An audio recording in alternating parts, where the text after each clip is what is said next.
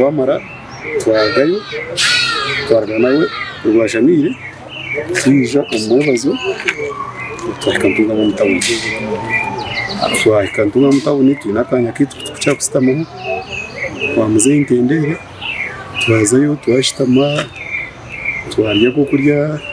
ibintu byo kunywa yakanye mushankisha tunecweka twajya ansone oriyar uri ngwino uyu mwata wanjye kagireki ataye so ansoni twasibura nawo tutyo uko bayine stories zirufana fani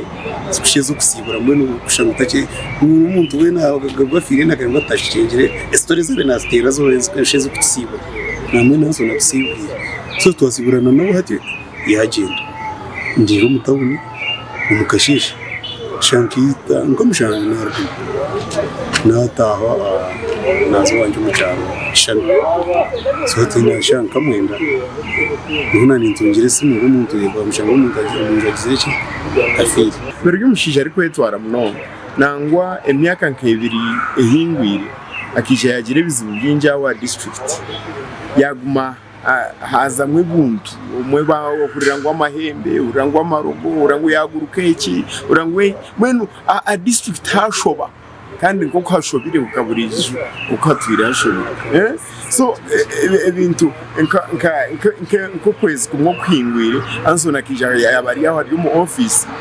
yagwa cyuma begwire cyumura umnyani we engineer mwe na kana antwe bamutwara umirwa rapenta bamutera ngo tukatuba muteka wa drip kake tabakora mu block irimo office yeye bije ba approaching bajyankani umunywani we isimu za Anthony katuzitira kanaziraba mu katakuzikwa nanye trying azitira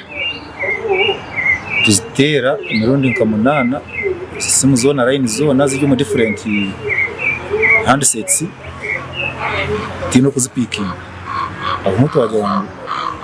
ubu Anthony natakwate simu zanje byumwana na mangu natakona kwate zanje tugeneze kumuronda physically tujya twine kubandiza harukorara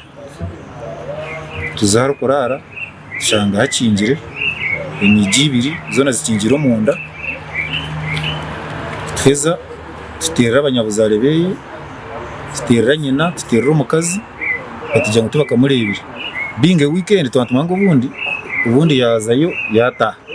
takarenga atashiro wanje yitaro weekend bagira kuzikisha nkazi of course maintain mane kubarije n'umusterano wanje inkeka aho kuriya ka poke joint bizere shanki kundemo twastamaho twaganira konkarganiro gamba brufane nke byambaga yo nazo gikora riya twarya twabaje zubire shankina twena twasiburana twe twabantu kamunana yagenda navuga imodoka ya ingiriya mwana we yamutropinga we yakwatiye yagenda ibwase sereso mutwazwa shanki ikumi Ngenda Anthony no muntu w'imbe ndamse buri kasheshe kandi no muntu w'imbe ni manyangu aina mazima umuntu we nabasa kurwana yaba rushango kintu cya kurwanirira na chamazima district ya Ferwa Mnonga kuri twingi ya Ferwa bituba staff twa Ferwa kandi na ba clients ba Ferwa kuba no muntu obena akunda umurumugwe obena hereza abantu obwire ari kubagarukamu omurujungu akakabinta puritingo mu rukiga